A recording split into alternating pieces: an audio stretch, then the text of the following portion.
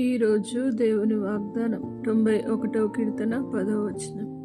ఇక అపాయమేమీ రాదు, ఏ తెగులును నీ గుడారమును సమీపించదు. నా ప్రియ సహోదరి సహోదరులరా, దేవుడు ఈరోజు మీతో వాగ్దానం చేస్తూ ఉన్నాడు. మీకు అపాయం ఏది రాదు, ఏ తెగులు మీ గుడారమును సమీపించదు. ఆయన మీతో ఉండి మిమ్మల్ని రక్షించి మిమ్మల్ని కాపాడి ఏ అపాయం రాకుండా మిమ్మల్ని కాపాడే దేవుడు కనుక ఈ వాగ్దానాన్ని స్వీకరించండి.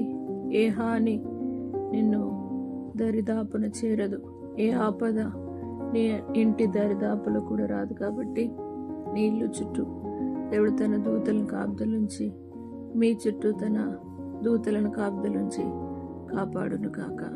ప్రార్థన.